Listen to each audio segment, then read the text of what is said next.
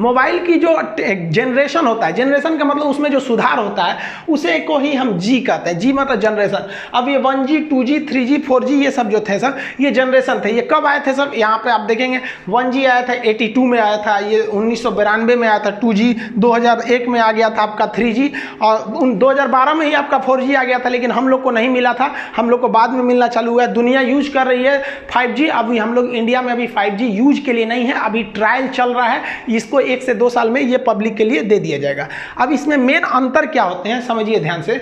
1G जो mobile था उसकी स्पीड बहुत कम थी, लगभग 24 KB का था। सोचिए, एक इमेज अच्छा से नहीं भेज पाएंगे वहां पे। और इसकी मोबाइल जो थी वो उसमें एक एंटीना निकला रहता था बहुत बड़ा साइज का। और इसकी सबसे बड़ी खराबी क्या थी? स्पीड कम था और इससे आप मैसेज नहीं कर सकते हैं, केवल कॉल करेंगे। अतः हम ये कह सकते हैं कि जो 1G टेक्नोलॉजी था वो डिजिटल कुछ लिख नहीं सकता था, ये केवल एनालॉग सिग्नल भेजता था और कॉल कर सकता था। इससे सुधार के हम लोग लेके आए लोग 2G को, और ये 2G 1990 के एक दशक में आया था और इसकी स्पीड 64 KB पर सेकेंड की थी। तो स्पीड तो बढ़ ही गई, लेकिन उतना भी क्या KB में स्पीड दे रहा है, कौन सा स्पीड है। लेकिन इसकी एक और खासियत क्या हो गई कि ये वॉइस तो करता ही था, इसके साथ साथ यहाँ देखिए मैसेज का साइन है, आप इससे मैसेज भी लिख के भेज सकते थे, हाय हेलो। और याद कीजिए आप वो टाइम जब एक मैसेज करने का 1 रुपया लगा करता था, तो इससे मैसेज भी कर सकते थे। इसके बाद जब आया 3G, तो पहली 3G जो थी वो MB में स्पीड देना चालू किया, और इसका फायदा ये हुआ कि आप बात तो कर सकते हैं, मैसेज भी कर सकते हैं, साथ साथ आप इंटरनेट भी चला सकते थे, गूगल वगैरह सर्च करते थे। नोकिया वाला मोबाइल में पहले जो था टॉर्च और जलता था, उसमें नेट और थोड़े चलता था, इसमें एगो गेम होता था सांपवा वाला, इसे याद होगा आप लोग को। तो यहीं से आपका नेट का काम चालू हुआ और यहीं से यूट्यूब वगैरह देना चालू कर दिया। लेकिन इसकी खराबी क्या थी? 3G जो था उसमें यूट्यूब चलता था ना, बड़ी बफरिंग करता था, देखते होंगे एक तो गोल गोल घूमते रहता था, जिस वजह से इसमें 3.5 लाया गया, 3.7 लाया गया। तो मतलब इसी से थोड़ा थोड़ा और सुधारा गया ताकि उसमें बफरिंग कम हो सके। 3G में ये सब मोबाइल वगैरह आने लगे सब, जिसको आप मल्टीमीडिया मोबाइल कहते थे, 3G के उसमें आ गए। अब उसके बाद जब मेन लॉन्च हुआ 2009-10 के पास आपका 4G का जो मेन प्रोटोकॉल चालू हुआ, तब इसमें क्या हुआ, 100 Mbps का स्पीड आपको मिलना चालू हो गया, और यहीं से आप वीडियो कॉलिंग चालू किए थे। इधर आपका वीडियो कॉलिंग, आपका जो वो मल्टीमीडिया मोबाइल था उसमें वीडियो कॉलिंग नहीं किए होंगे, तो ये फैसिलिटी दे दिया 4G आपको वीडियो कॉलिंग का। आज जितना भी मोबाइल वगैरह देख रहे हैं लोग वो 4G है, कई तो 5G भी मोबाइलें आ गई हैं, हालांकि 5G बहुत जल्दी हम लोग को सर्विस मिलेगा। अब आने वाला है 5G इंडिया में बहुत जल्दी। इसकी खासियत क्या होगी, ये सेम 4G की तरह होगा, लेकिन उससे स्पीड ज़्यादा होगा और एडवांस ज़्यादा होगा।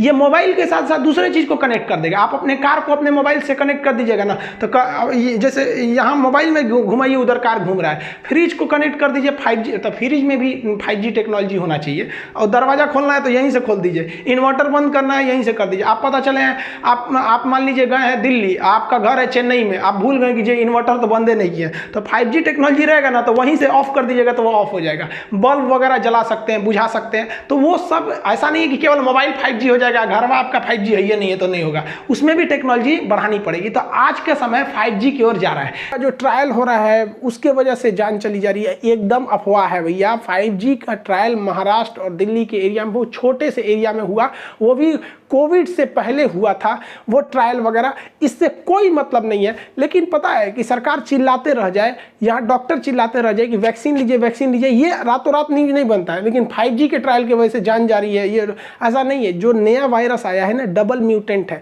ये उससे ज़्यादा खतरनाक है, इस वजह से ये ज़्यादा सीरियस डाल रहा है। तो लोगों को लग रहा है कि इसके वजह से लोगों की जान जा रही है, ऐसा नहीं है। ये पहले वाला जो कोरोना था 7 दिन में फेफड़ों को जितना नुकसान करता था, ये कोरोना 2 दिन में ही उतना ही कर दे रहा है, इस वजह से ज़्यादा खतरनाक है। मौका नहीं दे रहा है ये वाला कोरोना, इसको 5G से कोई लेना देना नहीं है।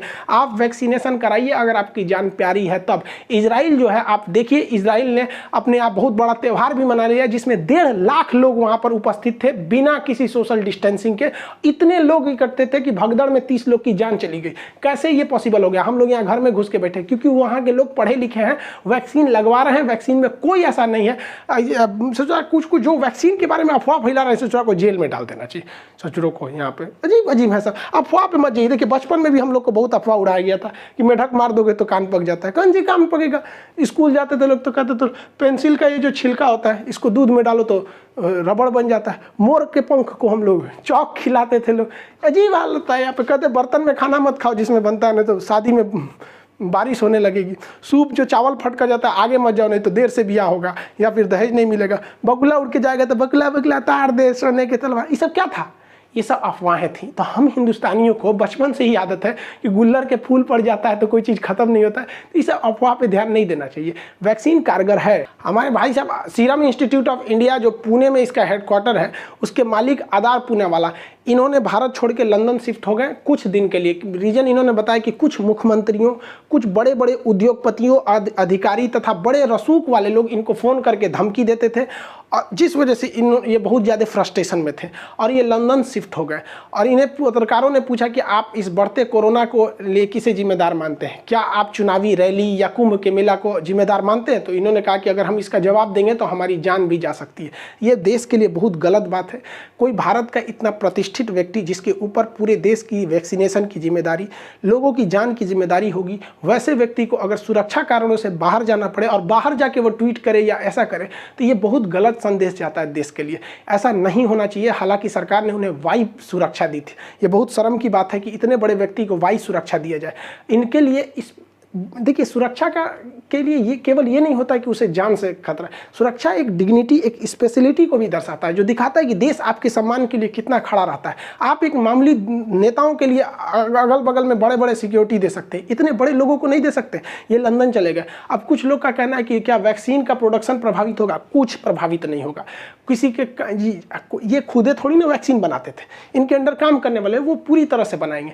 इनका कहना है कि गवर्नमेंट ने मार्च में हमें ऑर्डर ही कम दिया, तो खरीदने वाली कंपनी तो गवर्नमेंट थी, हम बना के क्या करेंगे अगर कोई खरीदेगा ही नहीं। और आप याद कीजिए कि सीरम इंस्टीट्यूट में एक बार आग लग गया था, तो एक तो उस समय प्रोडक्शन प्रभावित हुआ था, एक अभी वर्तमान समय में सीरम इंस्टीट्यूट जो है वो 7 करोड़ डोज पर डे बना रहा है। लेकिन इतनी बड़ी जनसंख्या को पूरा करने के लिए इनका टारगेट है कि 10 करोड़ वैक्सीन के डोज पर डे बनाए जाए।